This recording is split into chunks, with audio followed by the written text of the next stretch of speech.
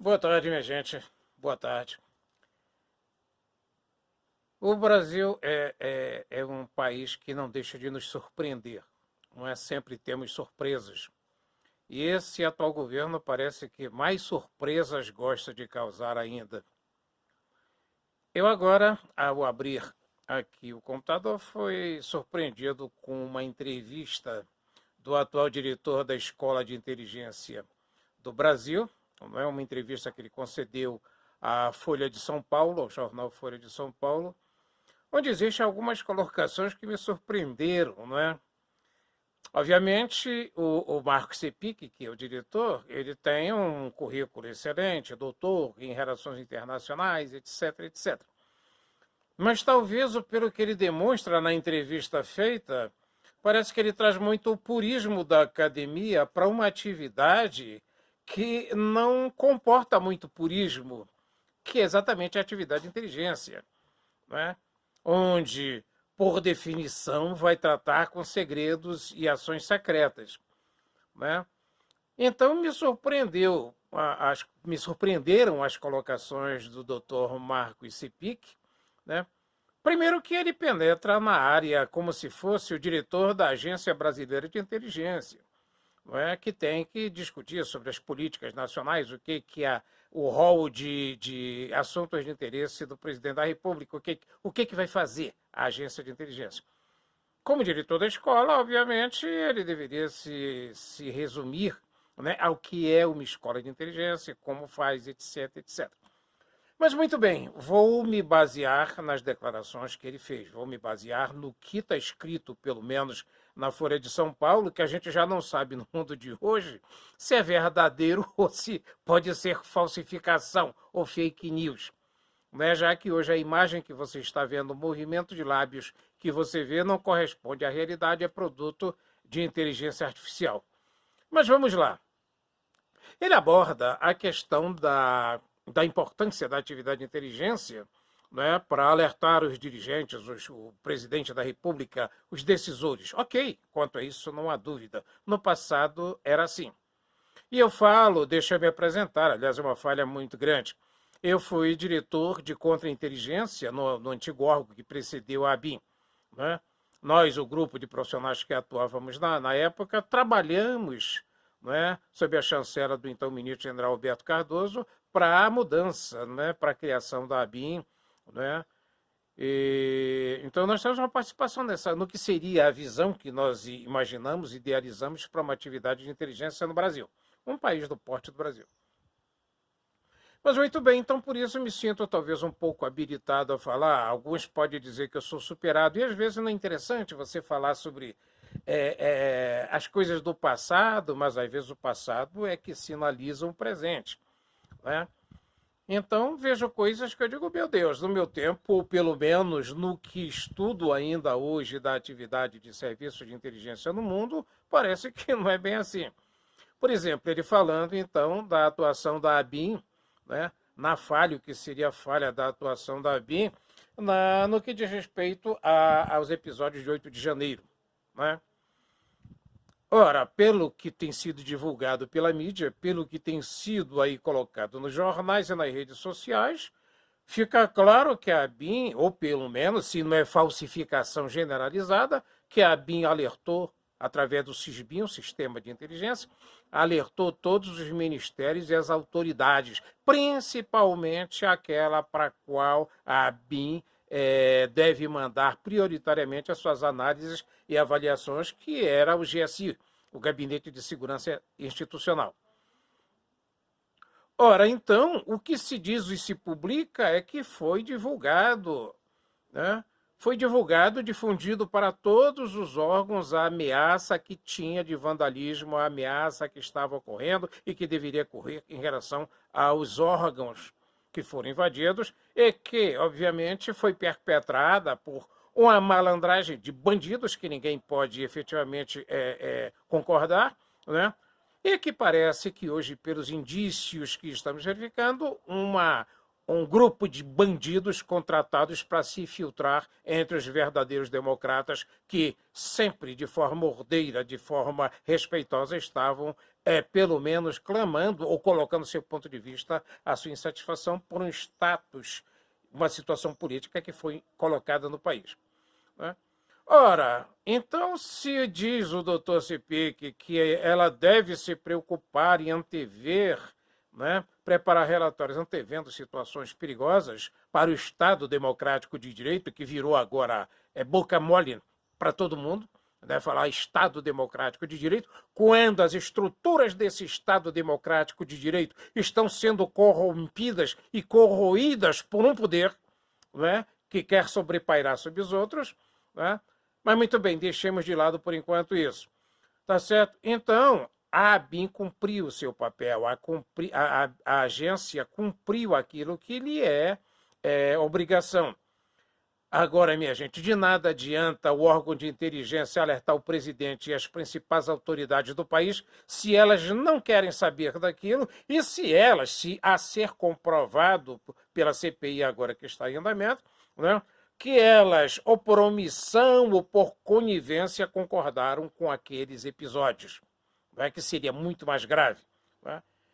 Então, se a ABIN cumpriu seu papel e informou as autoridades competentes e elas não tomaram providências, bom, se dizia no meu tempo, quando eu atuava, e atuei 30 anos da minha vida na inteligência, não é que, bom, a agência cumpre seu papel, a inteligência cumpre seu papel quando informa o presidente ou ao seu corpo de ministros.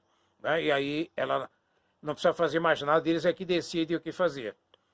A ser confirmado e ser verdadeiro que as autoridades, o presidente, os ministros e o chefe do GSI, principalmente, foi alertado e não fez nada, a coisa é muito grave, então é melhor fechar o órgão de inteligência, porque gastar o dinheiro do contribuinte para uma agência fabricar, produzir documentos que as autoridades simplesmente jogam no lixo, né? Para que se realize aqueles seus interesses políticos pessoais? Paciência. Uma outra coisa que me chocou muito na afirmação do doutor Marcos Cepic é a afirmação de que a agência de inteligência do Brasil não tem, não deve, não pode exercer operações de inteligência no exterior. Me quedei pasmo com isso, porque eu acho que uma das grandes e principais funções, não é, de uma organização de inteligência é buscar aquilo que nós chamávamos o dado negado, aquele dado que interessa ao nosso governo ou ao nosso centro decisor ter, mas que o outro centro de poder vai negar todo o tempo. Não é? E aí reside esse jogo de inteligência e contra-inteligência. Agora, pelo que eu saiba, a Constituição, como é alegado, não proíbe isso e o ordenamento jurídico do país não está proibindo que se faça operação de inteligência no exterior. Certo? Bom, o Brasil pode não fazer. Agora, todos os outros continuam fazendo. E aí, obviamente, todo o serviço de inteligência lá de fora vai ficar ferido e dizer, bom, pelo menos estamos livres do Brasil. O Brasil não faz inteligência. E pior ainda, esse diretor da escola de inteligência diz que praticamente deixa claro que a nossa contra-espionagem é falha, não tem verba, não tem recursos, não tem gente, não é? Para fazer a sua função principal, que é obstar as atividades de inteligência adversas em nosso país. Aí volto a página e pergunto, por que então manter uma ABIN se não tem dinheiro e nem gente e nem está fazendo contra-espionagem? Os outros países, os outros serviços agradecem isso e vão dizer, como dizia um antigo agente do KGB que atuava aqui no Brasil e que nós expulsamos, né, ele dizia, não, no Brasil é fácil fazer espionagem porque não tem contra-espionagem. Né? E nós provamos que tinha, tanto que acompanhamos suas atividades e acabamos por expulsá-lo do país. Agora, com uma declaração dessa, dizendo que praticamente não tem contra-espionagem no país, é um convite àqueles que, se tinham algum receio ou estavam muito camuflados, preocupados em não aparecer, façam suas operações de espionagem claramente. Não é? Então, eu acho preocupante isso, dizer que o país não pode, não deve e não vai fazer operações de inteligência em outro país. Achei um tanto quanto estranho, né, dizer que um dos objetivos colocados pelo presidente da República é a proteção da Amazônia, né, e se preocupar com os impactos das mudanças climáticas. e ainda pior, as vulnerabilidades dos povos nativos, os povos tradicionais. Isso me preocupa porque o que o presidente, se tivesse preocupações com o país, deveria dizer, se tivesse o mínimo de pensamento estratégico e de preocupação de segurança nacional, era dizer, minha gente, procure identificar os interesses estrangeiros na Amazônia e por que toda essa pressão no país, no Brasil, em relação à Amazônia. Que isso que é muito mais importante, certo? Porque os interesses internacionais na Amazônia são claros, mas como temos uma mídia que quando não é torpe, quando não é ridícula, quando não é comprada, não fala, nós temos ONGs aí que recebem dinheiro do exterior para atuar contra os interesses brasileiros, contra os interesses nacionais, certo? Agora, a agência de inteligência atuar na questão de proteção aos povos nativos, não existe FUNAI, não existe órgãos encarregados disso. Com relação à mudança climática, não existem os órgãos encarregados disso. Então, a questão da mudança climática, primeiro que a ABIN não vai ter especialista, né, nessa questão. Né? Tem os órgãos nacionais que têm especialistas. Agora, é identificar quem são os atores internacionais que estão interessados nesse quadro de amarração, de evitar que o país se desenvolva na Amazônia, isso tem que ser identificado. Porque os grandes players, aqueles caras que têm pensamento estratégico, que sabem das coisas e sabem onde querem chegar, eles estão financiando ONGs. Eles estão criando essa legislação que amarra o Brasil, certo? Então, minha gente, para não ser muito prolixo, prosseguir muito nessa questão, achei que, se for isso que o doutor Marcos Sepic disse, né, e se for isso que efetivamente o atual dirigente da ABIN faz, e se foi essa a decisão do presidente da República, primeiro ele é o principal implicado, porque foi ele que disse em encontros internacionais, foi ele que disse em discurso, pelo menos se não foi falsificado por essa inteligência artificial, ele diz que a Amazônia deve ser compartilhada com o mundo. É o presidente que está dizendo isso. Ora, se ele está dizendo que vai compartilhar a Amazônia, ele está dando o bolo para o adversário. Ele está colocando de mão beijada aquilo que para nós é caro, que é a soberania do Brasil na Amazônia. Certo? Então, muito me preocupa se é isso que é a inteligência do Brasil, se é isso que é a BIM hoje, se são essas as preocupações estratégicas do presidente da República, ou se não existem assessores qualificados para mostrar o que efetivamente, quais são as ameaças hoje que cercam o país, abrir essa dimensão do que está acontecendo no mundo, essa mudança muito grande que está acontecendo no mundo, com a tentativa de instauração de acabar, ou com a unipolaridade, criar um mundo multipolar, mas é um mundo multipolar apenas para algumas organizações, para alguns países, né? Também tem a preocupação que eu vejo que o Dr. Sepic fala que hoje não existe mais uma inteligência voltada para a investigação política, uma polícia política. Acho que ele conhece pouco, apesar de doutor das relações internacionais, do que era o SNI, que nunca foi polícia política. Apenas fazia análise e avaliações sobre o quadro da época. E o quadro político internacional e nacional da época era da divisão causada pela bipolaridade da Guerra Fria. Certo? Então, hoje, quando se fala na defesa do Estado democrático de direito, era a mesma coisa que os militares usavam depois da Revolução de 64, quando haviam grupos, né, que defendiam o comunismo e defendiam a ação que era preconizada pelo movimento comunista internacional, não é? E eles, nacionalistas que eram, não queriam permitir a dominação do país ou a conquista, a queda do Brasil para o poder adversário, que queria a implantação do comunismo.